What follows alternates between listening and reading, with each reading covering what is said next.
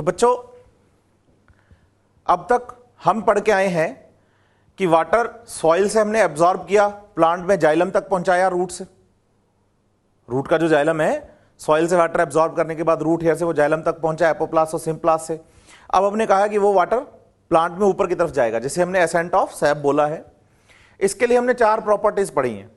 हमने कहा कि हमें 4 प्रॉपर्टीज याद रखनी है जिसके अकॉर्डिंग कि हम पानी का एसेंट ऑफ सैप हम पढ़ने वाले हैं जाइलम के अंदर। पहला कोहेशन फोर्स, वाटर मॉलिक्यूल्स में लगने वाला अट्रैक्शन फोर्स है। दूसरा एडेशन फोर्स, जो कि वाटर मॉलिक्यूल्स और जाइलम वॉल में लगने वाला अट्रैक्शन फोर्स था। सरफेस टेंशन और ट्रांसपिरेशन पुल। टोटल हमने 4 प्रॉपर्टीज पढ़ी। अब वो कैसे अप्लाई करनी हमने इन प्रॉपर्टीज और कैसे पानी ऊपर की तरफ चढ़ता है, इसे हम एक डायग्राम से समझते हैं। ये हमारे सामने एक प्लांट है। इस प्लांट का ये रूट सिस्टम है जिसमें एक रूट हेयर है। ये प्लांट का शूट सिस्टम है जिसमें स्टेम और स्टेम पर लगी हुई एक लीफ है। हमने कहा है कि प्लांट के एरियल पार्ट से होता है transpiration. Transpiration means loss of water in the form of water vapours. तो हमने कहा कि जो ट्रांसपिरेशन वो अलग अलग टाइप का है हमारे पास, लेकिन मैक्सिमम ट्रांसपिरेशन जो करती हैं लीव्स प्लांट्स वो लीफ के थ्रू करते हैं, और लीफ में भी स्टोमेटा के थ्रू करते हैं। इसलिए हम जो यहां ट्रांसपिरेशन दिखा रहे हैं वो स्टोमेटल ट्रांसपिरेशन दिखा रहे हैं लीफ का। ठीक है, अब देखिए लीफ के अंदर ये जो आपको दिख रही है येलो कलर की लाइंस, ये वेन्स हैं। इसकी वेन्स और वेनलेट आप लीफ के बारे में जानते हैं, ये आप जानेंगे प्लांट एनाटॉमी के अंदर जब लीफ के बारे में जानेंगे आप। वेन्स जो होती हैं उनके एंड किनारों पर जाकर ओपन होते हैं। आप देखेंगे ध्यान से तो ये किनारे इनके ओपन दिखेंगे आपको वेन्स के, लेकिन आप समझ जाइएगा बच्चे ये ओपन एंड जो है वेन्स के, ये स्टोमेटा नहीं है, क्योंकि वेन्स ओपन होती हैं किनारों पर जाकर और स्टोमेटा होता है एपिडर्मिस पे। किनारों को और एपिडर्मिस को समझते हैं आप। जैसे ये एक लीफ है, इस लीफ में ये अपर एपिडर्मिस है, ये लोअर एपिडर्मिस है, तो यहां और यहां स्टोमेटा प्रेजेंट है, और ये लीफ का मार्जिन है, ये किनारा है ये वाला। तो स्टोमेटा तो है अपर और लोअर एपिडर्मिस में, और मार्जिन्स पर जाकर ओपन होते हैं कौन? वेन्स के एंड। तो आप बताइए वेन के ओपन एंड तो मार्जिन पर है और स्टोमेटा एपिडर्मिस पर है। तो मैं एपिडर्मिस के जो स्टोमेटा है उनसे होने वाले ट्रांसपिरेशन की बात कर रहा हूं। जब हम ट्रांसपिरेशन के बारे में पढ़ रहे थे तो हमने लीफ की स्ट्रक्चर पढ़ी थी। उस लीफ की स्ट्रक्चर में हमने कहा था कि हर एक स्टोमेटा के पीछे की तरफ एक लार्ज इंटरसेलुलर स्पेस प्रेजेंट है। उस लार्ज इंटरसेलुलर स्पेस को हमने हाइपोस्टोमेटल कैविटी या सब स्टोमेटल कैविटी कहा था। और हमने यह भी कहा कि ट्रांसपिरेशन के टाइम पे जो वाटर लॉस होता है, जो वाटर निकलता है बाहर वेपर की फॉर्म में एरियल पार्ट्स में, वो वाटर उस हाइपोस्टोमेटल कैविटी का, सब स्टोमेटल कैविटी का ही पानी है। तो देखिए लीफ के इस खाली स्पेस से, जिसके कि हम हाइपोस्टोमेटल कैविटी कह रहे हैं, इस स्पेस से वाटर का हो गया है loss in the form of water vapours. इसको मैंने बोल दिया है ट्रांसपिरेशन। तो ट्रांसपिरेशन के थ्रू एरियल पार्ट्स में वाटर का लॉस हो गया है हाइपोस्टोमेटल कैविटी से इंटरसेलुलर स्पेस से। अब जितना पानी उस इंटरसेलुलर स्पेस से हाइपोस्टोमेटल कैविटी से एरियल पार्ट में गया होगा, वेपराइज हुआ होगा, उतना पानी लीफ की सेल्स में से दोबारा उस हाइपोस्टोमेटल कैविटी में आ जाएगा।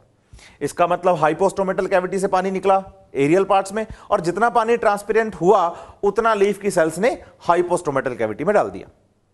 अब लीफ की सेल्स में से पानी कहां आ गया? हाइपोस्टोमेटल कैविटी में। जितना लॉस हुआ उतना आ गया। अब जितना पानी लीफ के हाइपोस्टोमेटल कैविटी से लॉस हुआ उतना पानी लीफ की सेल्स ने दे दिया। इसका मतलब अब लीफ की सेल्स के पास पानी की क्या हो गई? कमी। उन्होंने ये पानी किससे लेना है? वेन से। वेन के जो जाइलम है वहां से पानी निकलकर लीफ की सेल्स में आ जाएगा। अब जाइलम ने पानी लीफ की सेल्स को दे दिया, तो जो वेन वाला जाइलम है उसमें वाटर का लेवल रिड्यूस हो गया। अब वो पानी कहां से लेगा? स्टेम के जाइलम से। स्टेम के जाइलम में पानी की कमी आएगी, वो किससे लेगा? रूट के जाइलम से। और रूट का जाइलम कहां से लेगा? रूट से। और रूट ले लेगी कहां से? सॉइल से। तो अल्टीमेटली ट्रांसपिरेशन कहां हुआ? एरियल पार्ट में। लेकिन एक चेन बन गई ना वाटर एब्जॉर्प्शन की। हाइपोस्टोमेटल कैविटी से पानी बाहर, तो लीफ की सेल्स से हाइपोस्टोमेटल कैविटी में, जाइलम के वेन के जाइलम से लीफ की सेल्स में, स्टेम के जाइलम से वेन के जाइलम के पास, रूट के जाइलम से स्टेम के जाइलम के पास, स्टेम के जाइलम में रूट से आया, और रूट ने एब्जॉर्ब कर लिया कहां से? सॉइल से। तो अल्टीमेटली जितना यहां ट्रांसपिरेशन करेंगे उतना हम यहां वाटर भी एब्जॉर्ब करेंगे। इसलिए हम कह सकते हैं कि ट्रांसपिरेशन रेट के डायरेक्टली प्रोपोर्शनल है वाटर एब्जॉर्प्शन। किसके डायरेक्टली प्रोपोर्शनल है? ट्रांसपिरेशन रेट के डायरेक्टली प्रोपोर्शनल है वाटर एब्जॉर्प्शन। जितना आप ट्रांसपिरेशन करेंगे उतना आप वाटर एब्जॉर्ब करेंगे। लेकिन साथ ही साथ आपको यह बात भी याद रखनी है, मैक्सिमम वाटर हम ट्रांसपिरेशन की वजह से एब्जॉर्ब करते हैं, सारा वाटर ट्रांसपिरेशन की वजह से एब्जॉर्ब हो ऐसा जरूरी नहीं है। अगर ट्रांसपिरेशन नहीं हो रहा तो भी रूट्स वाटर को एब्जॉर्ब करती हैं। कैसे? तो बताइए, रूट की जो सेल्स हैं, प्लांट सेल्स हैं, प्लांट सेल्स में लार्ज सेंट्रल वैक्यूल प्रेजेंट होती है। जब एक लार्ज सेंट्रल वैक्यूल की बात की जाती है, लार्ज सेंट्रल वैक्यूल की बात की जाती है, तो लार्ज सेंट्रल वैक्यूल में मिनरल स्टोर होते हैं। इसका मतलब रूट की जो सेल्स हैं उनमें मिनरल्स की कंसंट्रेशन ऑलरेडी क्या है? ज्यादा है। तो सॉइल से जब मिनरल इस रूट सेल्स में आएंगे तो वो एनर्जी खर्च करते हुए आएंगे। मतलब मिनरल्स का मैक्सिमम टाइम एक्टिव एब्जॉर्प्शन होता है। मींस मिनरल्स जब रूट में एब्जॉर्ब होते हैं तो वो एनर्जी खर्च करते हैं मैक्सिमम टाइम, ऑलवेज नहीं बोल रहा हूं। मैक्सिमम मिनरल्स का जो एब्जॉर्प्शन होता है वो एक्टिवली एब्जॉर्ब होते हैं। अब जब वो एक्टिवली एब्जॉर्ब होंगे तो मिनरल्स की कंसंट्रेशन रूट की सेल्स में क्या हो जाएगी? ज्यादा हो जाएगी। जब ये एक्टिवली एब्जॉर्ब होंगे तो रूट की सेल्स में मिनरल्स की कंसंट्रेशन ज्यादा हो जाएगी। इसका मतलब मिनरल कंसंट्रेशन बढ़ गई, मींस सॉल्यूट कंसंट्रेशन रूट की सेल्स में बढ़ गई, तो मिनरल्स एब्जॉर्ब होने के बाद पीछे से वाटर एब्जॉर्ब हो जाएगा। लेकिन एनर्जी खर्च मिनरल के एब्जॉर्प्शन में हुई है, वाटर के एब्जॉर्प्शन में एनर्जी खर्च नहीं हुई है। इसका मतलब मिनरल्स के एब्जॉर्प्शन की वजह से वाटर का एब्जॉर्प्शन हो रहा है। अगर ट्रांसपिरेशन नहीं होगा तो भी वाटर एब्जॉर्ब होगा, लेकिन तब वाटर मिनरल्स की वजह से एब्जॉर्ब होने वाला है। देखिए, जब ये वाटर यहां से एब्जॉर्ब हुआ है तो इसमें जो मैक्सिमम वाटर हम एब्जॉर्प्शन बताते हैं वो किसकी वजह से बताते हैं? ट्रांसपिरेशन की वजह से। तो देखिए, लीफ की सेल्स में से वाटर लॉस हुआ है ना, वो पानी जाइलम से लिया गया है। तो जाइलम में वाटर को ऊपर खींचने के लिए एक पुलिंग फोर्स डेवलप हो गया है। लेकिन ये पुलिंग फोर्स कब डेवलप हुआ? जब लीफ के एरियल पार्ट से क्या हुआ? ट्रांसपिरेशन हुआ। इसीलिए इस पुलिंग फोर्स को हमने नाम दे दिया है ट्रांसपिरेशन पुल। अब ये एक वाटर चेन है जाइलम के अंदर। अगर देखा जाए तो ये पुलिंग फोर्स जो है, ये पुलिंग फोर्स सबसे ऊपर वाले वाटर मॉलिक्यूल को खींच रही है, लेकिन साथ में पीछे वाले वाटर मॉलिक्यूल्स भी जा रहे हैं। ये कैसे हो पाया कि आपने पुलिंग फोर्स लगाया तो पीछे वाले वाटर मॉलिक्यूल्स भी जा रहे हैं, चेन बन रही है वाटर मॉलिक्यूल्स की। तो आप बताइए, आप जब इन वाटर मॉलिक्यूल्स को पुल करते हैं तो वाटर मॉलिक्यूल को अट्रैक्ट करता है। एक वाटर मॉलिक्यूल दूसरे वाटर मॉलिक्यूल को क्या करता है? अट्रैक्ट करता है। और इन दो वाटर मॉलिक्यूल्स में लगने वाला जो अट्रैक्शन फोर्स है, ये फोर्स कौन सा फोर्स हुआ? कोहेशन फोर्स हुआ। तो पुलिंग की वजह से पानी को ऊपर खींचा गया। जब पानी को पुलिंग की वजह से ऊपर खींचा गया तो साथ में दूसरे वाटर मॉलिक्यूल्स भी ऊपर खींचे। मतलब वाटर मॉलिक्यूल्स के कंटीन्यूअस क्या बन गई? चेन बन गई। ये continuous water chain, continuous water column क्यों बना? कोहेशन फोर्स की वजह से। क्योंकि वाटर मॉलिक्यूल्स के बीच में अट्रैक्शन फोर्स है, वाटर मॉलिक्यूल्स एक दूसरे को अट्रैक्ट करेंगे और उस अट्रैक्शन से ये ऊपर की तरफ जाएंगे। इसका मतलब यह हुआ कि जब तक लगेगा ट्रांसपिरेशन पुल तब तक पानी जाएगा ऊपर, और जैसे ही पुलिंग फोर्स लगना क्या होगा? बंद होगा। तो सर, जितना पानी ऊपर चला गया है वो सारा पानी फिर से नीचे गिर जाएगा।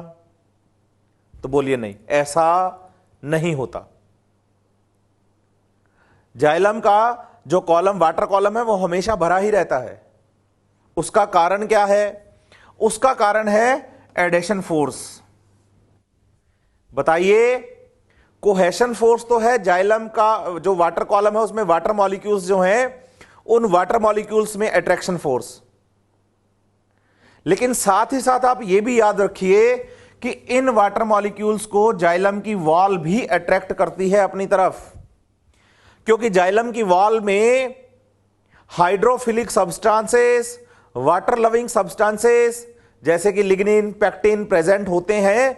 जाइलम एक डेड सेल है जिसमें वाटर का मूवमेंट हो रहा है, जिसके अंदर वेसल्स और ट्रैकेट्स की हम बात करते हैं।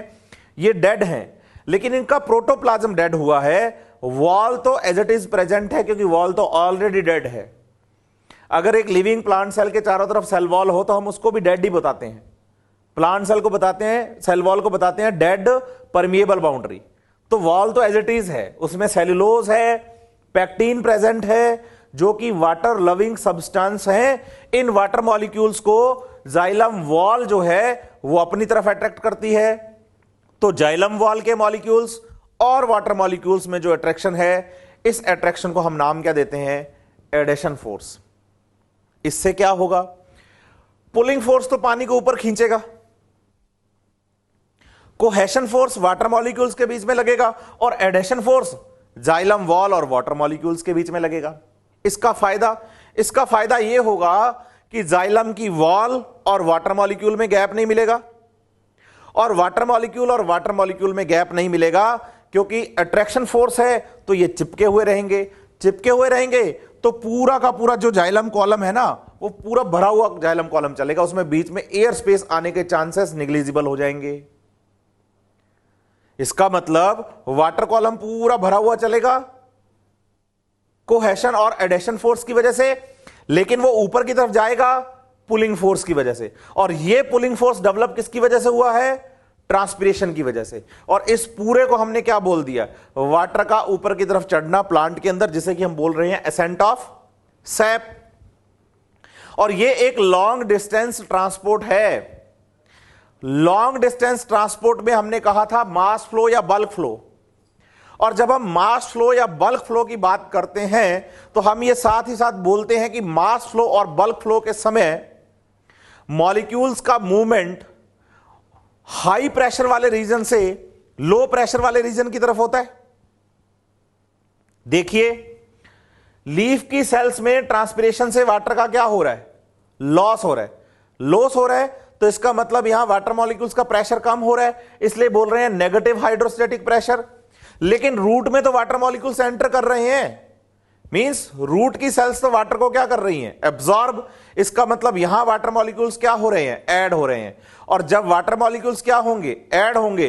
तो वाटर मॉलिक्यूल्स ऐड होंगे तो वाटर मॉलिक्यूल्स का प्रेशर भी बढ़ेगा, तो इसे हम बोलेंगे पॉजिटिव हाइड्रोस्टैटिक प्रेशर। तो बताइए, रूट में डेवलप होगा पॉजिटिव हाइड्रोस्टैटिक प्रेशर, लीव्स में डेवलप होगा नेगेटिव हाइड्रोस्टैटिक प्रेशर, और ये वाटर मॉलिक्यूल मास फ्लो के टाइम पर अपने हाई प्रेशर से लो प्रेशर की तरफ मूव करेंगे थ्रू द जाइलम, और इसे हम बोल देंगे ascent of SAP.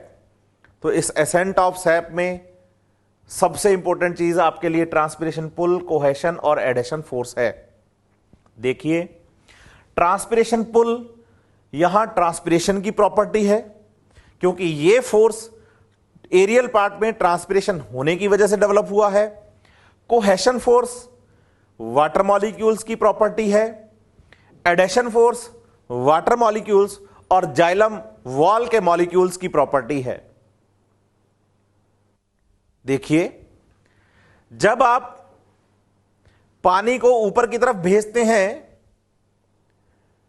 Pulling force की वजह से, तो पुलिंग फोर्स तो पानी को ऊपर की तरफ खींचेगा। बच्चा कहता है सर पानी तो जा रहा है ऊपर, लेकिन आपने पुलिंग फोर्स का एरो तो लगाया उल्टा। तो बताइए, पुलिंग फोर्स यूं है, वाटर मॉलिक्यूल तो यूं ही जाएंगे ना। भी कुएं से पानी निकालना है तो पानी को ऊपर लाना है, लेकिन पानी को ऊपर लाने के लिए बाल्टी तो पहले नीचे अंदर फेंकनी पड़ती है ना। बाल्टी अंदर जाएगी, फिर हम पानी को ऊपर खींचेंगे।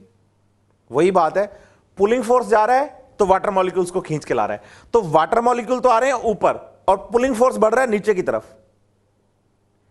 तो बताइए, वाटर फ्लो के ये फोर्स जो है पुलिंग फोर्स, ये सेम डायरेक्शन में या अपोजिट डायरेक्शन में? अपोजिट डायरेक्शन में। वाटर ऊपर की तरफ आ रहा है, पुलिंग फोर्स हम ऐसे बता रहे हैं, इसका मतलब हम पुलिंग फोर्स को कैसा एज्यूम करेंगे? नेगेटिव। मैं पहले भी बता के गया हूं, pushing positive force, pulling negative force.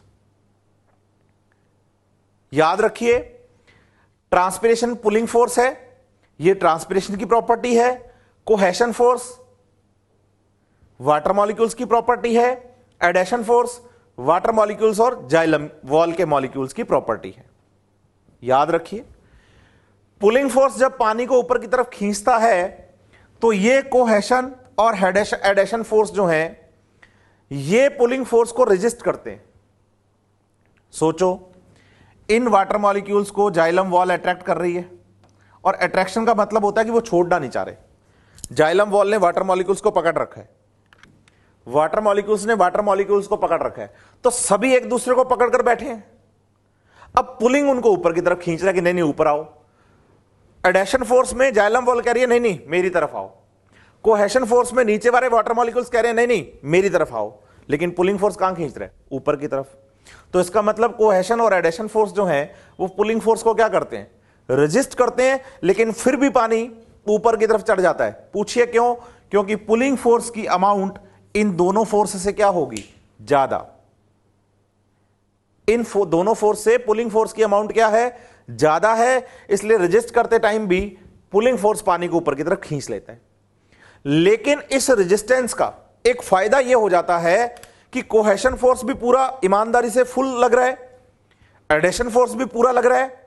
तो एडेशन फोर्स वॉल और वाटर मॉलिक्यूल्स के बीच में गैप नहीं आने देता, और कोहेशन फोर्स वाटर मॉलिक्यूल्स के बीच में गैप नहीं आने देता, जिससे कि पूरा का पूरा जाइलम कॉलम जो है वो फुल भरा हुआ चलता है। इसके साथ साथ एक प्रॉपर्टी आपको जाइलम की याद करनी है जो वाटर को ऊपर की तरफ ले जाने में हेल्प कर रही है, वो है कैपिलरिटी। कैपिलरिटी समझा देता हूं मैं। जैसे मान लीजिए मेरे पास एक पानी का ये बीकर है, इस बीकर में ये वाटर मॉलिक्यूल्स हैं, और इसमें हमने 2 पाइप्स को डुबोया है। कितनी पाइप्स हैं? 2 पाइप्स, जिनको हमने इसके अंदर डुबोया है। देखो, एक पाइप तो ये है ए पाइप, और एक पाइप ये है बी पाइप। लेकिन आप देखिए, ए और बी पाइप में से, ए और बी पाइप में से जो डायामीटर है ना पाइप का, वो ज्यादा ए का और बी का कम है। तो जब आप इनको डिप करते हैं ना, तो ए के पाइप के अंदर तो जितना पानी है वो उतना ही है जितना बाहर है, लेवल वैसा ही रहेगा। लेकिन बी वाले में पानी अपने आप ऊपर चढ़ेगा। इसका मतलब डायामीटर जितना कम होगा, पानी ऊपर चढ़ने की पॉसिबिलिटीज उतनी ज्यादा होंगी। तो बताइए, जितनी ट्यूब नैरो है उतना पानी ऊपर अपने आप चढ़ने की पॉसिबिलिटी है। इस प्रॉपर्टी को हम नाम देते हैं उस ट्यूब की कैपिलरिटी। कैपिलरिटी याद रखिए, जाइलम की वॉल लिग्निफाइड होती है। पहली बार जब एक प्लांट सेल बनी है ना, जिसने जाइलम का फॉर्मेशन करना है, उसके अंदर जब प्रोटोप्लाज्म होता है लिविंग सेल के अंदर, तो ये साइज है, वॉल पतली है और अंदर यहां प्रोटोप्लाज्म है बीच में। लेकिन फिर जब इसमें प्रोटोप्लाज्म इस वॉल के अंदर लिग्निन का डिपोजिशन स्टार्ट करता है, तो आप पाएंगे कि प्रोटोप्लाज्म वाला जो एरिया है वो धीरे धीरे नैरो होता जाएगा और जाइलम वॉल की थिकनेस बढ़ती जाएगी।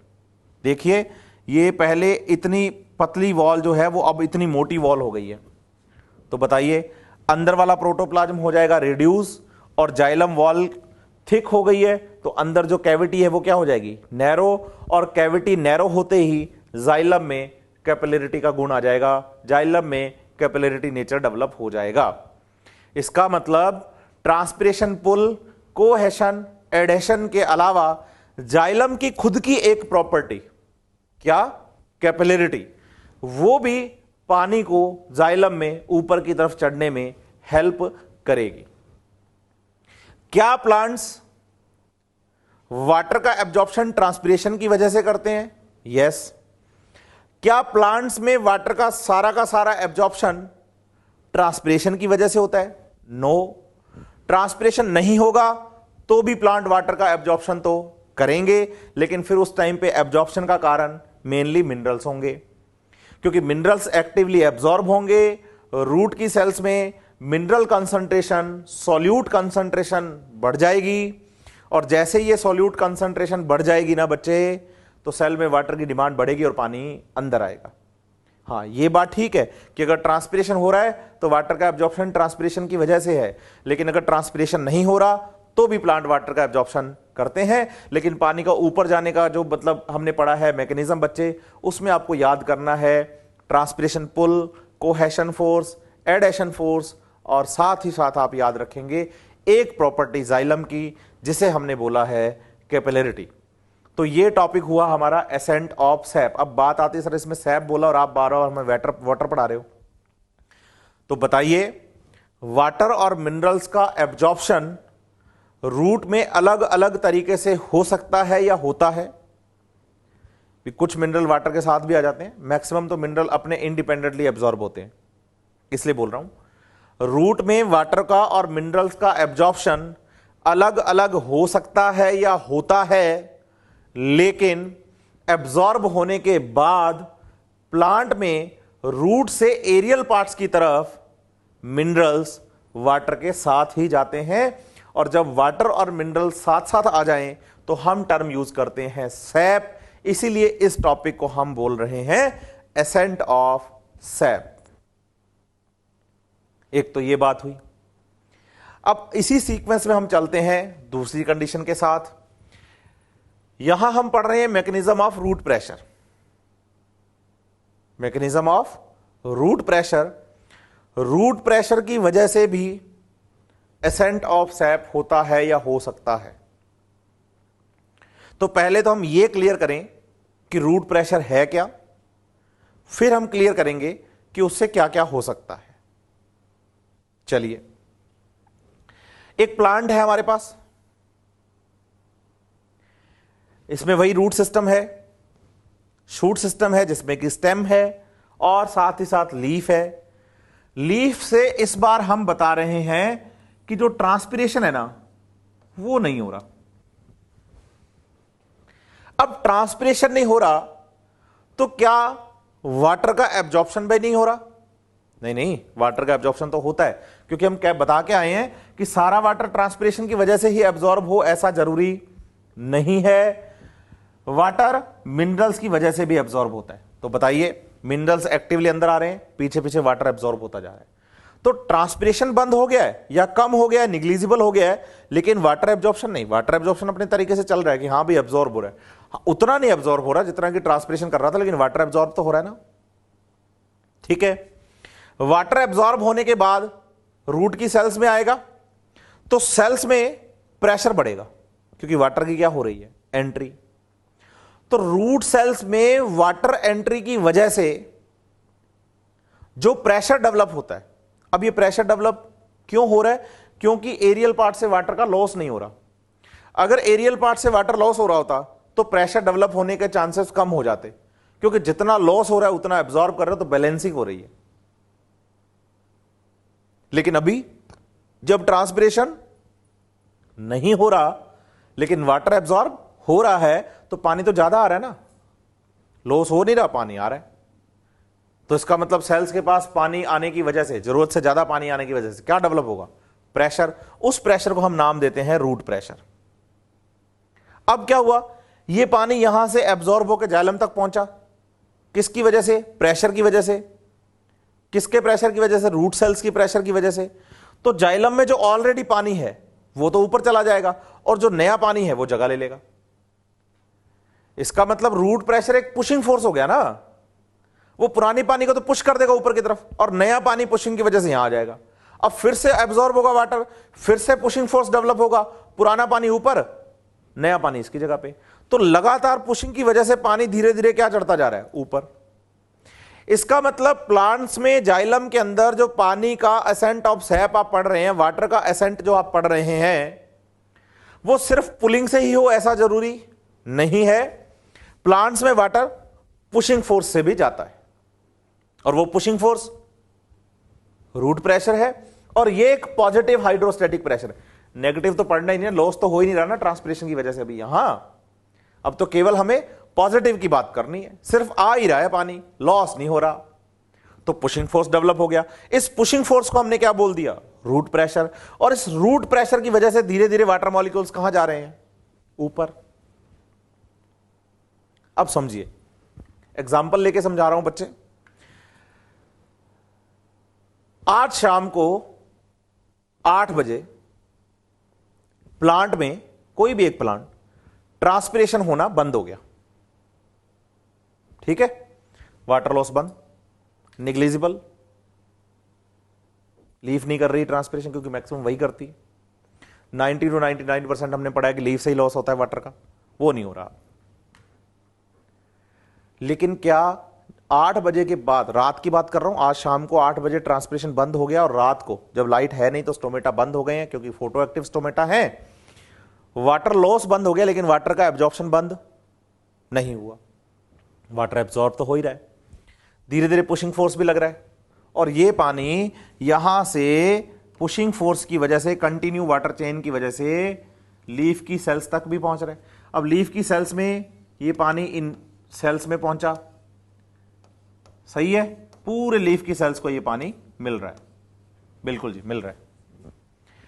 8 बजे ट्रांसपिरेशन होना बंद हो गया था, पानी धीरे धीरे धीरे धीरे बेचारा ऊपर चढ़ा, क्योंकि पुशिंग फोर्स बच्चे उतना एफिशिएंटली पानी को ऊपर नहीं खींच पाता जितना कि पुलिंग खींचता है। अब पानी धीरे धीरे पुशिंग फोर्स से कहां जा रहा है? ऊपर, हाइट पे, ठीक है, चला गया। अब जैसे जैसे आप वाटर मॉलिक्यूल्स को पुशिंग फोर्स की वजह से ऊपर भेजते जा रहे हैं, लीफ की सेल्स के पास पानी आ रहा है। लीफ की सेल्स ने दिन में पानी लॉस किया था ज्यादा, क्योंकि ट्रांसपिरेशन हो रहा था, तो लीफ की सेल्स के पास अभी भी वाटर की डिमांड है। पानी ऊपर चढ़ता जा रहा है, लीफ की सेल्स की डिमांड पूरी होती जा रही है, पानी ऊपर चढ़ता जा रहा है, लीफ की सेल्स की डिमांड पूरी होती जा रही है। मान लेते हैं कि 8 बजे से लेकर रात को 2 या 3 बजे तक ये पानी ऊपर चढ़ता गया, चढ़ता गया, चढ़ता गया, चढ़ता गया, मतलब अर्ली मॉर्निंग की बात कर रहा हूं, 3-1 बजे, मिडनाइट के बाद ये लीफ की जितनी भी सेल्स थी ना, वो फुली टर्जिड हो गई। उन्होंने कहा कि अब हमें डिमांड है ही नहीं, लॉस हो नहीं रहा, पानी आ रहा है धीरे धीरे, तो धीरे धीरे हम क्या होते जा रहे हैं? टर्जिड। एक टाइम आएगा कि लीफ की सेल्स क्या हो जाएंगी? Fully turgid. और जैसे ही वो सेल्स फुली टर्जिड होंगे, उनकी डिमांड जीरो।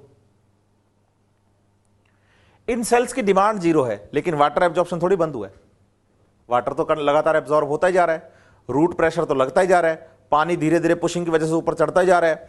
अब जब ये वाटर मॉलिक्यूल्स इस वेन में से निकलेंगे, जाइलम में से निकलेंगे, तो लीफ की सेल से पूछेंगे पानी ले लो, वो कहेंगे हमें जरूरत ही नहीं है, और पीछे से दूसरे वाटर मॉलिक्यूल पुश कर रहे होंगे, चलो चलो आगे चलो, क्योंकि रूट प्रेशर लग रहा है। अब ये वाटर मॉलिक्यूल लीफ की सेल से पूछ रहे हैं कि पानी चाहिए ना जी, हम तो फुली टर्जिड है, हमें पानी की जरूरत नहीं है, हमारी डिमांड तो पूरी है। और पीछे से दूसरे वाटर मॉलिक्यूल पुश कर रहे हैं कि चलो चलो आगे चलो, चलो चलो आगे चलो, चलो चलो आगे चलो। अब धीरे धीरे धीरे धीरे पुशिंग फोर्स लगता जा रहा है, रूट की सेल्स फुली टर्जिड है, तो उस पानी का क्या होगा? पानी का होगा कुछ नहीं है, धीरे धीरे वाटर मॉलिक्यूल्स जो है ना बच्चे, वो वाटर ड्रॉपलेट्स की फॉर्म में इन वेन्स के ओपन एंड में से बाहर निकलना स्टार्ट हो जाएंगे। और जब पानी वेन्स के ओपन एंड से वाटर ड्रॉपलेट्स की फॉर्म में बाहर निकलता है, तो उसे हम किस नाम से जानते हैं? गटेशन के नाम से जानते हैं। और गटेशन का रीजन कौन है? रूट प्रेशर है, पॉजिटिव हाइड्रोस्टेटिक प्रेशर है, जिसे कि मैं पुशिंग फोर्स कह रहा हूं, वो रीजन है किसका? गटेशन का। देखिए, गटेशन में भी वाटर लॉस होता है, ट्रांसपिरेशन में भी वाटर लॉस होता है, लेकिन ट्रांसपिरेशन में वाटर वेपर्स की फॉर्म में लॉस होता है, और गटेशन में वाटर ड्रॉपलेट्स की फॉर्म में लॉस हो रहा है। ट्रांसपिरेशन में याद रखिए कि जब ट्रांसपिरेशन होता है तो गटेशन नहीं होता, और जब गटेशन होता है तो फिर ट्रांसपिरेशन नहीं होता। गटेशन हो रहा है तो ट्रांसपिरेशन नहीं है, इसलिए गटेशन हो रहा है, और अगर ट्रांसपिरेशन हो रहा है तो फिर गटेशन नहीं होगा। तो किसकी वजह से चल रहा है ट्रांसपिरेशन?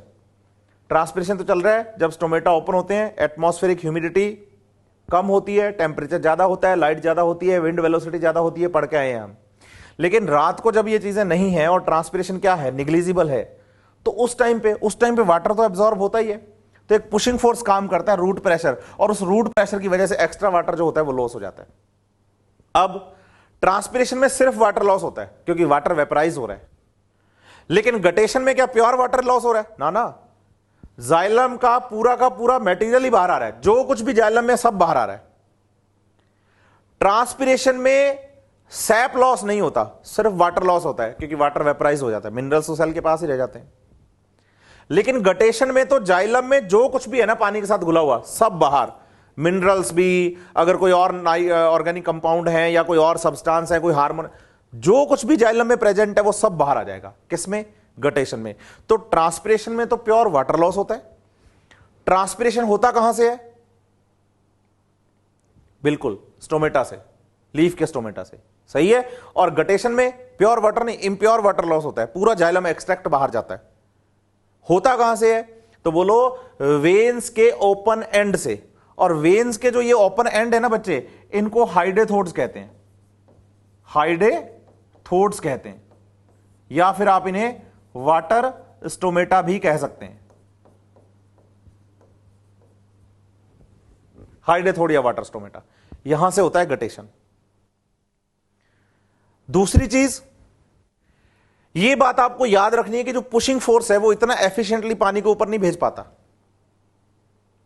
इसलिए रूट प्रेशर अप्लाई हम बताते हैं कि होता है छोटे और नॉन वुडी प्लांट्स में। छोटे और नॉन वुडी प्लांट जैसे कि ग्रास।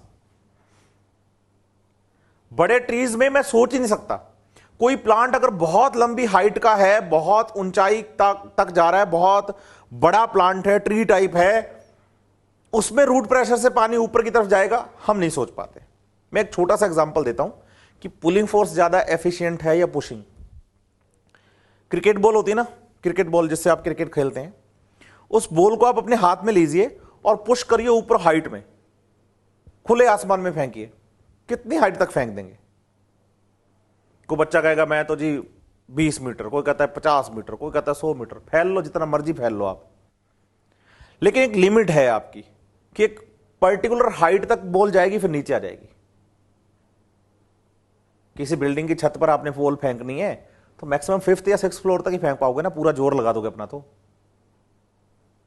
पुशिंग से। लेकिन वहीं आप क्या करो, एक बहुत हाइट की बिल्डिंग है, बुर्ज खलीफा के टॉप पे खड़े हो जाओ आप जाके, वहां से नीचे एक धागा फेंकना, मैं उसके साथ एक बॉल बांध दूंगा, क्रिकेट बॉल, और ऊपर खींच लेना।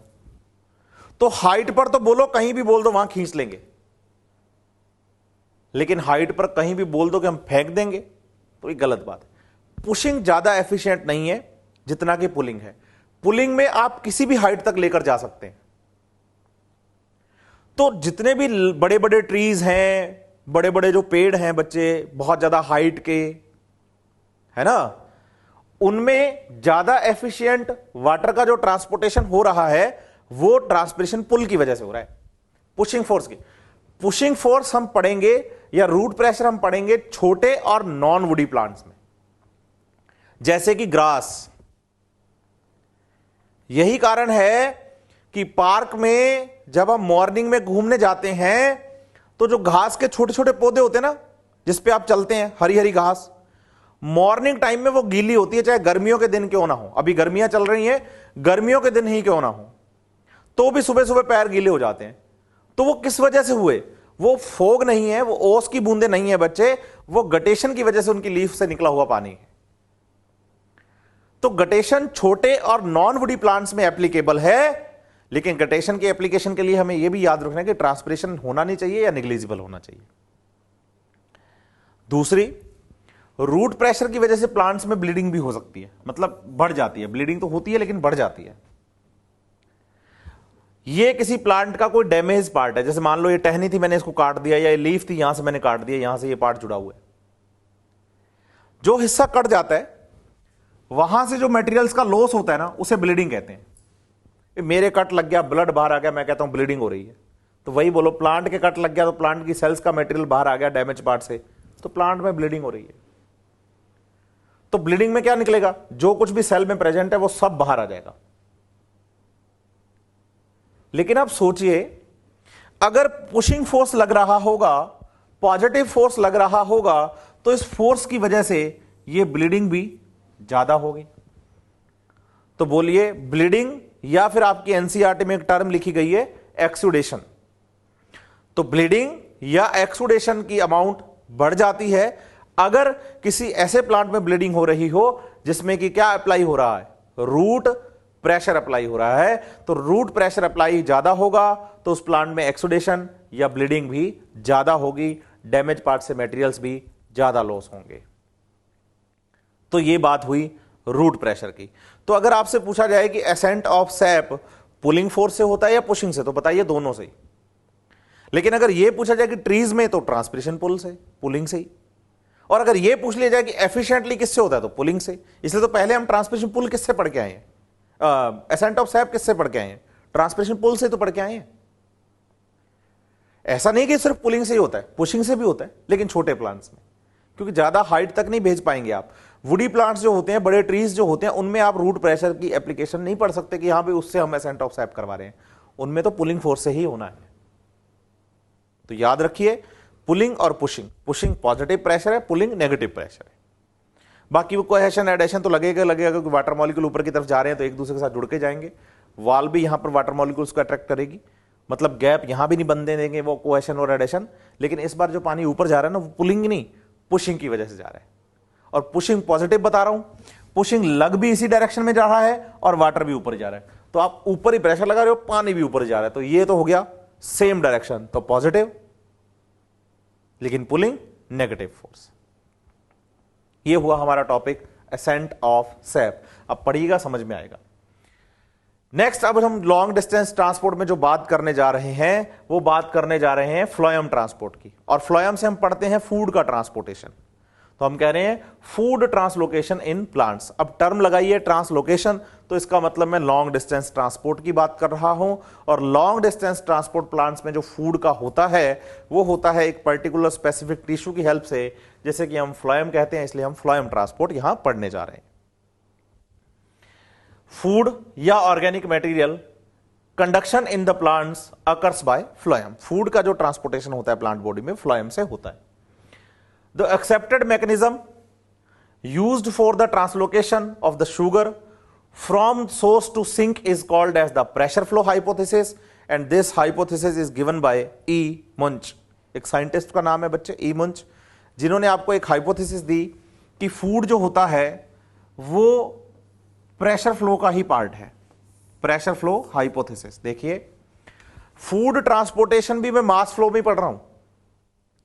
फूड का ट्रांसपोर्टेशन भी फ्लोएम के अंदर हाई प्रेशर से लो प्रेशर वाली सेल्स की तरफ ही जाएगा। इसका मतलब जब दो पॉइंट्स के बीच में प्रेशर का डिफरेंस हो और material high pressure to low pressure move करें, तो आप उसे भी तो मास फ्लो ही कहते हैं। तो फ्लोएम से भी फूड का ट्रांसपोर्टेशन मास फ्लो या बल्क फ्लो का ही एग्जांपल है। लेकिन इसमें फूड का जो ट्रांसपोर्टेशन है उसके लिए एक नई टर्म आ गई है कि फूड जाता है सोर्स टू सिंक। इसे समझिए आप इस डायग्राम से। इस प्लांट में रूट पार्ट है, शूट पार्ट है, शूट पार्ट में लीव्स हैं और एपिकल बर्ड्स हैं और एक्सिलरी बर्ड्स हैं। बेटा जो लीफ है वो फोटोसिंथेसिस से फूड बनाएगी, जो फूड बनाएगा वो सोर्स। लेकिन लीफ में बना हुआ फूड इस रूट तक पहुंचेगा, जो फूड लेगा वो सिंक। एपिकल जो पार्ट होते हैं, मेरिस्टेमेटिक रीजन होता है जो, जिसको मैं एपिकल बर्ड बोल रहा हूं, या जो एक्सिलरी बर्ड्स हैं जो कि मेरिस्टेमेटिक पार्ट है, मेरिस्टेमेटिक सेल्स के ये कैरेक्टरिस्टिक फीचर है कि वो फोटोसिंथेसिस नहीं करती हैं। इसका मतलब वो फूड नहीं बनाती हैं। तो फूड के लिए किस पर डिपेंड हुई? लीफ पर। तो बोलिए लीफ वाला पार्ट जो कि फोटोसिंथेसिस कर रहा है वो सोर्स है, लेकिन जिसने भी प्लांट बॉडी के अंदर फूड लेना है वो सिंक है। तो फूड का ट्रांसपोर्टेशन सोर्स टू सिंक होता है। लेकिन मेरे बच्चे, साथ ही साथ आप यह भी याद रखिए कि फ्लोएम का ट्रांसपोर्ट हम बाई डायरेक्शनल बताते हैं, तो जरूरत पड़ने पर यह फूड का जो डायरेक्शन है मूवमेंट का वो चेंज भी हो सकता है। ये तो बताइए कि फेवरेबल कंडीशंस हैं इस प्लांट के लिए, atmospheric conditions, environmental conditions favourable हैं। फेवरेबल कंडीशंस में लीफ फूड बना रही है या रूट ले रही है। लेकिन अगर ये कंडीशंस एडवर्स हो जाएं तो एडवर्स कंडीशंस में प्लांट अपनी लीव्स को फॉल कर देते हैं। तो बताइए उस टाइम पे प्लांट मरता नहीं है, जिंदा रहता है। तो कैसे? तो जो स्टोरेज ऑर्गन होते हैं ना, स्टोरेज ऑर्गन जो फूड को स्टोर करते हैं, वो फिर फूड देना स्टार्ट कर देते हैं। तो फेवरेबल कंडीशन में स्टोरेज ऑर्गन सिंक है, लेकिन अनफेवरेबल कंडीशन में वही स्टोरेज ऑर्गन क्या हो सकता है? सोर्स। इसलिए सोर्स टू फूड कहां जाता है? सिंक। लेकिन ये रिवर्सिबल है अकॉर्डिंग टू कंडीशंस। तो सोर्स टू सिंक, और जरूरत पड़ने पर सिंक सोर्स हो सकता है। इसलिए हम फ्लोएम के फूड के ट्रांसपोर्टेशन को बाई डायरेक्शनल बताते हैं। इसी सीक्वेंस में आप याद रखिए कि प्लांट्स में फूड का जो फॉर्मेशन होता है वो ग्लूकोज की फॉर्म में होता है, और ग्लूकोज सॉल्यूबल है वाटर में, लेकिन साथ ही साथ रिड्यूसिंग या रिएक्टिव शुगर है। रिड्यूसिंग या रिएक्टिव से मतलब है कि ये ग्लूकोज दूसरे केमिकल्स के साथ रिएक्शन कर सकता है। लेकिन प्लांट में जब फूड का ट्रांसपोर्ट करवाया जाता है तो प्लांट्स में इस फूड का जो ट्रांसपोर्टेशन है बच्चे, वो सुक्रोज की फॉर्म में होता है। सुक्रोज भी वाटर में सॉल्यूबल है, ग्लूकोज भी सॉल्यूबल है, सुक्रोज भी सॉल्यूबल है। इसका मतलब सॉल्यूट तो दोनों ही है, लेकिन सुक्रोज नॉन रिड्यूसिंग और नॉन रिएक्टिव शुगर है, मतलब किसी और के साथ रिएक्ट नहीं करती। सॉरी, याद रखिएगा ग्लूकोज जो है वो एक मोनोसैकेराइड है और सुक्रोज एक डाइसैकेराइड है। तो इनका जो रिएक्शन करने वाला कार्बन ना, वो तो आपस में रिएक्शन कर चुका है, दो मोनोसैकेराइड्स का, ग्लूकोज और फ्रक्टोज का, और सुक्रोज बन गई है। इसलिए याद रखिए ये एक नॉन रिएक्टिव शुगर है, लेकिन सॉल्यूबल है। लेकिन प्लांट अपना फूड जो है वो स्टोर करते हैं किसकी फॉर्म में? स्टार्च की फॉर्म में, और स्टार्च इनसॉल्यूबल है। तो एक बात याद रखिए, प्लांट्स में फ्लोएम से फूड का जो ट्रांसपोर्टेशन है वो सॉल्यूबल फॉर्म में होता है। तो फूड का ट्रांसपोर्टेशन स्टार्च की फॉर्म में तो नहीं होगा, क्योंकि ये तो इनसॉल्यूबल है, और इनसॉल्यूबल होने के साथ साथ केमिकली भी इनएक्टिव है। लेकिन अब फूड का ट्रांसपोर्टेशन सॉल्यूबल फॉर्म में हो सकता है, तो ट्रांसपोर्ट सुक्रोज और ग्लूकोज दोनों की फॉर्म में हो सकता था। लेकिन आप किसकी फॉर्म में करवा रहे हो? सुक्रोज की फॉर्म में, ग्लूकोज की फॉर्म में फूड का ट्रांसपोर्टेशन हम नहीं करवा रहे। ऐसा क्यों? ऐसा इसलिए क्योंकि सुक्रोज क्या हो गई? नॉन रिएक्टिव शुगर हो गई। तो ये रास्ते में जब फ्लोएम से ट्रांसपोर्ट करेगी ना, तो रास्ते में किसी और केमिकल से रिएक्ट नहीं करेगी, तो फूड के ट्रांसपोर्टेशन की एफिशिएंसी बढ़ गई है। सोच के देखो ना, मेरे पास ये प्लांट है, इस प्लांट में ये लीफ है, इधर ये रूट है, सही है ना? अब अगर लीफ से फूड ग्लूकोज की फॉर्म में बना के भेजूं कि भाई ग्लूकोज जा, पहुंच जा रूट के पास, तो हो सकता है वो रास्ते में किसी और केमिकल से रिएक्ट कर ले और ग्लूकोज रही ना, और जहां रूट तक पहुंचना था वहां पहुंचे ही ना। इसलिए फूड ट्रांसपोर्टेशन की एफिशिएंसी को बढ़ाने के लिए जिस फूड फॉर्म को ट्रांसपोर्ट करवाया जाता है उसे नॉन रिड्यूसिंग या नॉन रिएक्टिव रखा जाता है कि भाई किसी और से रिएक्शन नहीं करनी है आपने, लेकिन सॉल्यूबल हैं आप। तो याद रखिए, translocation of the food occurs in the form of sucrose because it is osmotically active. देखिए ऑस्मोटिकली एक्टिव कौन होते हैं? जो सॉल्यूबल होते हैं, क्योंकि ऑस्मोसिस टर्म सॉल्यूट के साथ, सॉल्यूशन के साथ ही आती है। तो बोलिए सुक्रोज एक सॉल्यूबल शुगर है, सॉल्यूबल है तो सॉल्यूट की तरह काम करेगी, सॉल्यूट की तरह काम करेगी, इसका मतलब ऑस्मोटिकली एक्टिव है। बट नॉन रिड्यूसिंग है, इसका मतलब रिएक्शन नहीं करती, so remain chemically inert in its pathway of the conduction. जब ये चलती है, पाथवे ऑफ द कंडक्शन, जब ये फ्लोएम से सुक्रोज जाएगा तो किसी और केमिकल से रिएक्ट नहीं करेगा। फ्लोएम सैप मेनली है क्या? मेनली तो वाटर और सुक्रोज है। याद करिए इस चैप्टर के इंट्रोडक्शन में मैं एक बात बोल के आया था कि आप long distance transport plant body में बिना पानी के सोचिए मत। फ्लोएम से फूड का ट्रांसपोर्टेशन हो रहा है, यह बात सही है, लेकिन फ्लोएम से फूड ही जाएगा, यह गलत है। फ्लोएम से फूड का ट्रांसपोर्टेशन वाटर की हेल्प से होता है, मतलब बिना वाटर के लॉन्ग डिस्टेंस ट्रांसपोर्ट आपको सोचना नहीं है। But other sugars, hormones, amino acids, inorganic solutes are also transported और the translocated through the phloem. Phloem के थ्रू और भी मटेरियल्स जाते हैं, क्योंकि लॉन्ग डिस्टेंस का टिश्यू है तो सिर्फ फूड के लिए नहीं रखा गया, साथ में दूसरे मटेरियल्स को भी ट्रांसपोर्ट करवाया जाता है। बच्चा कहता है हाउ, तो देखो इधर आओ, ये फिगर आपके मॉड्यूल का ही है फूड के ट्रांसपोर्टेशन के लिए। आप इसे समझ लीजिए, फिर अपने मॉड्यूल से पढ़िएगा, आपको चीजें समझ में आएंगी। मान लेते हैं बच्चे, ये हमारे पास लीफ मीजोफिल सेल है जो कि सोर्स है। लीफ मीजोफिल सेल में फूड बना फोटोसिंथेसिस से किस फॉर्म में? सुक्रोज की फॉर्म में। और ये जो है ये फ्लोएम की सीव ट्यूब है, फ्लोएम की सीव ट्यूब है। सीव ट्यूब में सीव सेल्स होती हैं। इन सेल्स की वॉल्स जहां पर आपस में जुड़ती हैं, मतलब जो कॉमन वॉल है ना इनकी, उन कॉमन वॉल्स में पोर्स होते हैं। इस कॉमन वॉल को तो नाम देंगे सीव प्लेट, और उन पोर्स को नाम देंगे सीव पोर। अब मान लीजिए एक सेल मेरे पास ये ए है, दूसरी सेल ये मेरे पास बी है, और सबसे लास्ट वाली 3 सेल है मेरे पास सी, ए बी और सी। क्या इन तीनों का साइटोप्लाज्म आपस में कनेक्टेड है, मिक्स है? बोलो हां।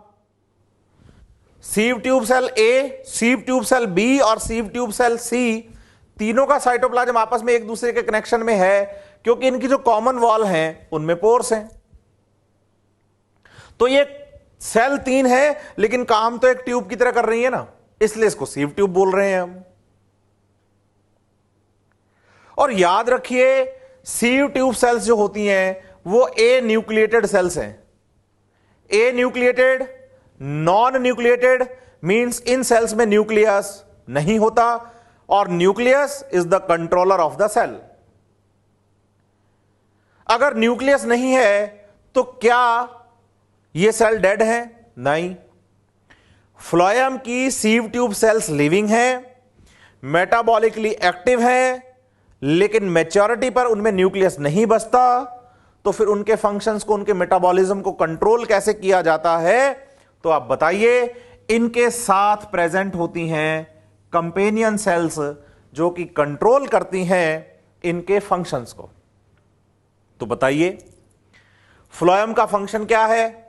फ्लोएम का फंक्शन है सर फूड ट्रांसपोर्टेशन करना।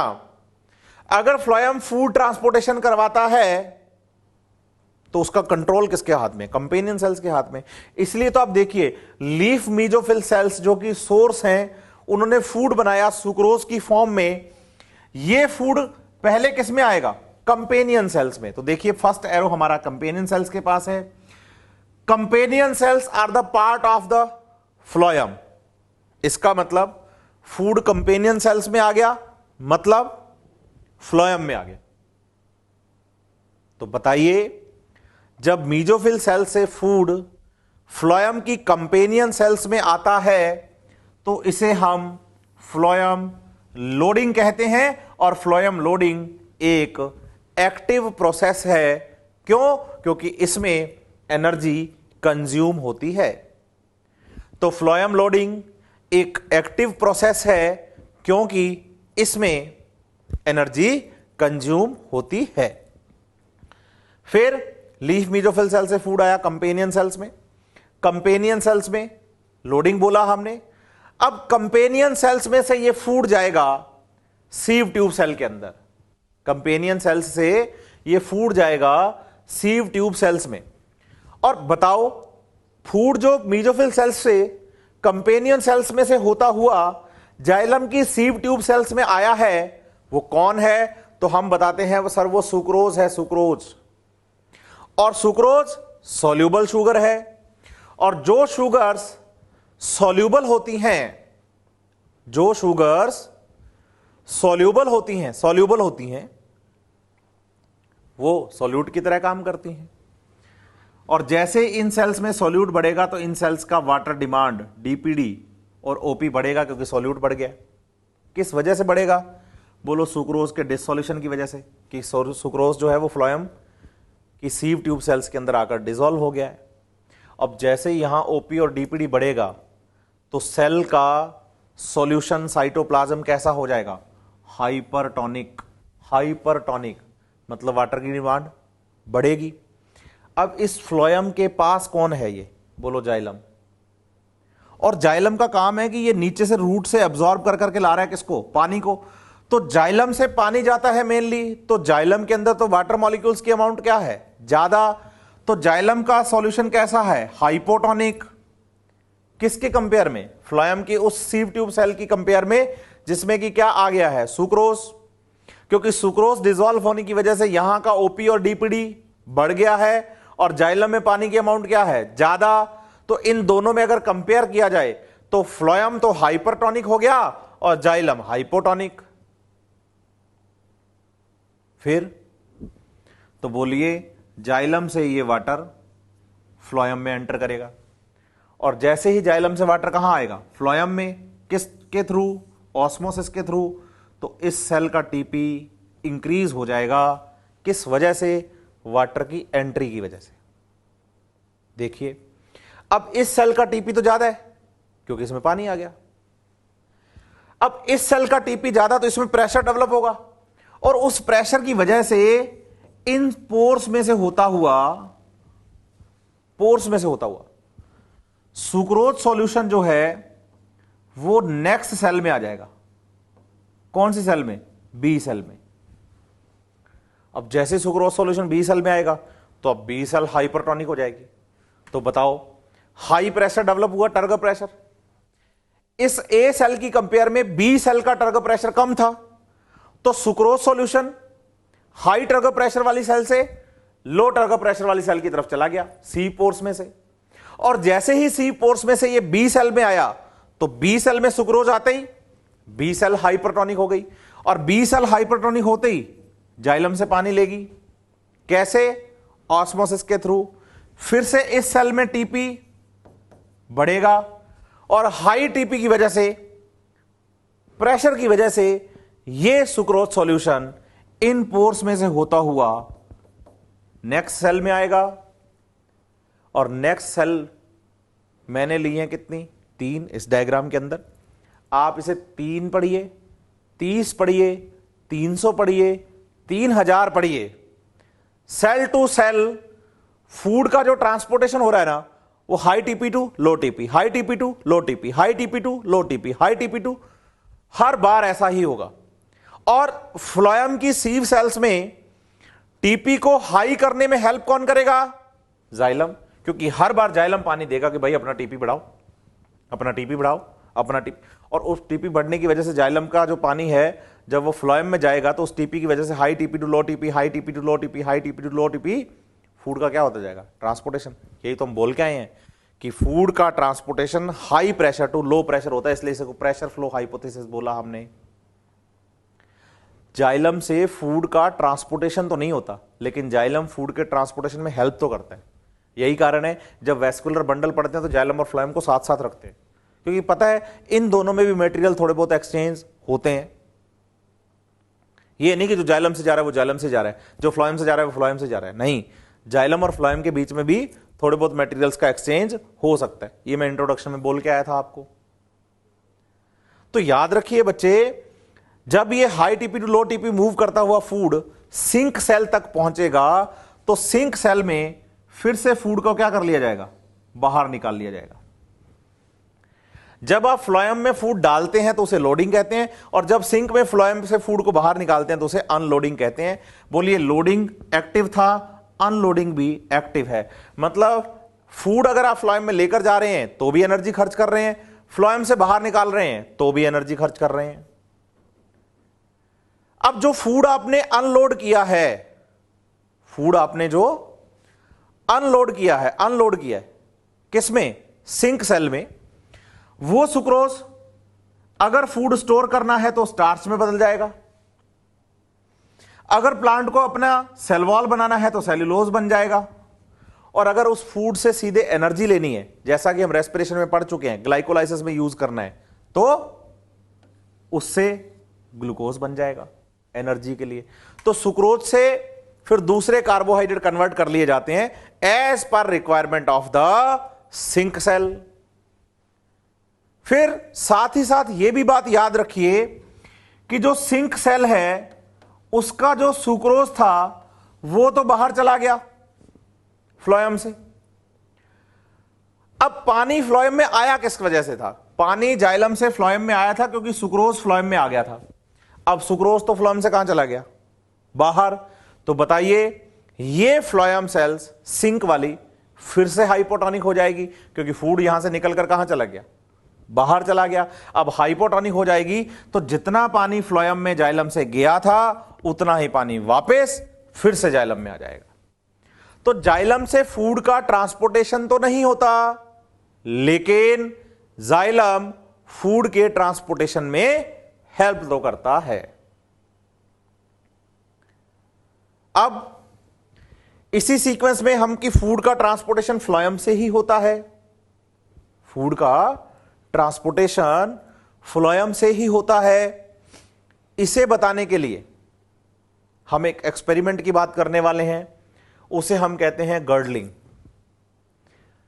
A simple experiment called girdling was used to identify the tissues through which food is transported। एक गर्ड बनाई जाती है बच्चे प्लांट्स में, और उससे हम ये डिसाइड कर पाते हैं, हम ये शो कर पाते हैं, हम रिप्रेजेंट कर पाते हैं कि फूड का ट्रांसपोर्टेशन किससे हो रहा है?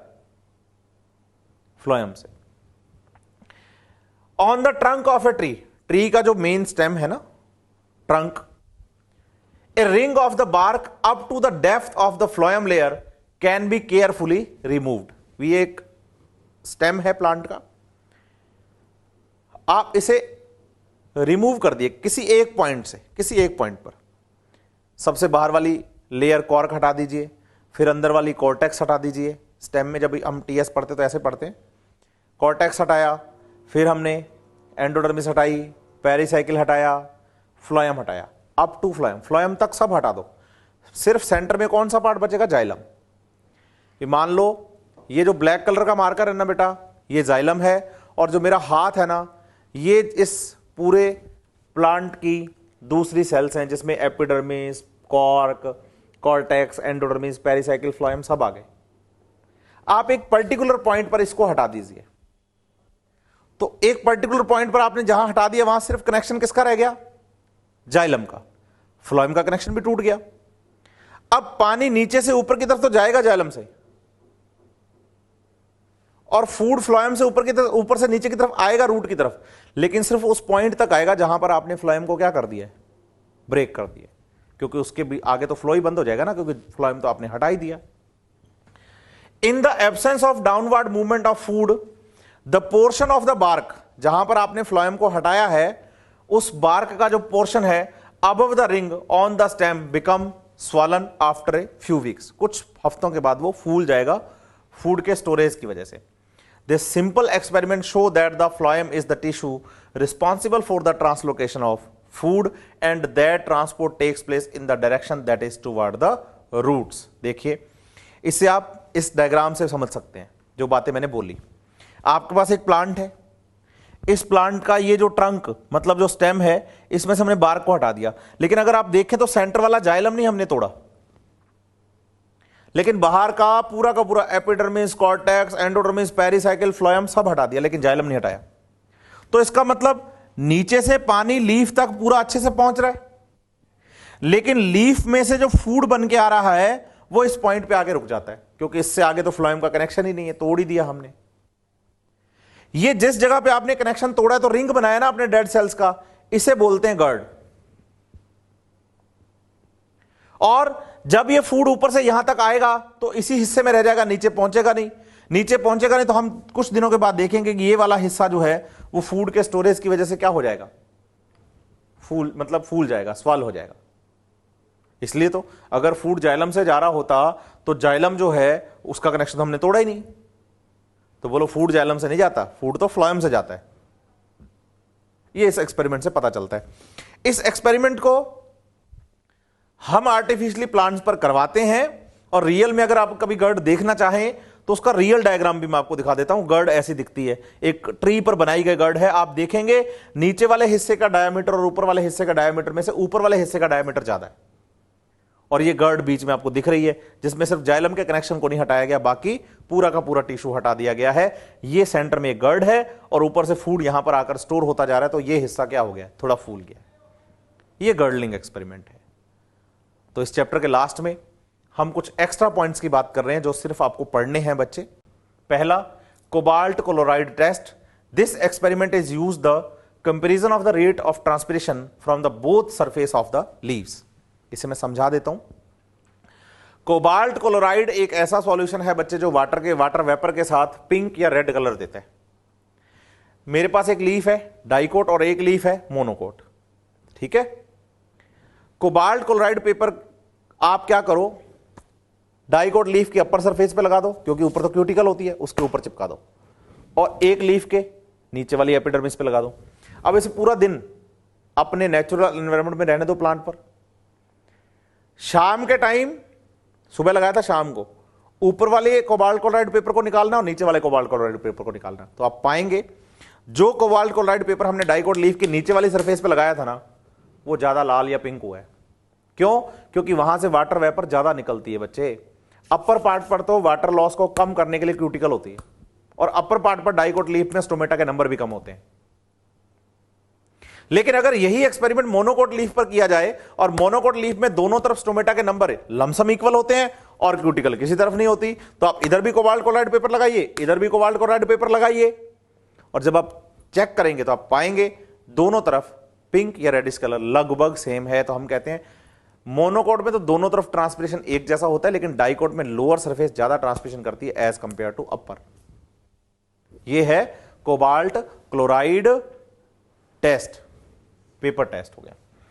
पोरोमीटर इज यूज्ड, ये नाम याद करना है सिर्फ आपने। पोरोमीटर एक ऐसा इंस्ट्रूमेंट है जिससे हम स्टोमेटा के डायामीटर का पता लगा सकते हैं कि स्टोमेटा का डायामीटर क्या है, कि स्टोमेटा बड़े साइज के हैं या छोटे साइज के। स्टोमेटा पोर होता है ना, तो स्टोमेटल पोर के डायामीटर का पता लगाने के लिए हम यूज करते हैं किसका, पोरोमीटर का। Transpiration measuring instrument is potometer. देखिए, हम कि कोई लीफ ट्रांसपिरेशन ज्यादा कर रही है कम कर रही है, इसका पता लगाते हैं पोटोमीटर से। पोरोमीटर से क्या पता लगाते हैं आप, स्टोमेटा का डायामीटर। और ट्रांसपिरेशन रेट किससे पता चलती है, पोटोमीटर से। लेकिन अगर आपसे यह पूछ लिया जाए कि प्लांट में वाटर एब्जॉर्प्शन किससे पता चलता है, तो बोल देना पोटोमीटर से। क्योंकि हम तो खुद बोल के आए हैं, प्लांट जितना ज्यादा करेगा ट्रांसपिरेशन उतना ज्यादा वाटर एब्जॉर्ब करेगा, क्योंकि ट्रांसपिरेशन रेट के डायरेक्टली प्रोपोर्शनल बताया था हमने वाटर एब्जॉर्प्शन को।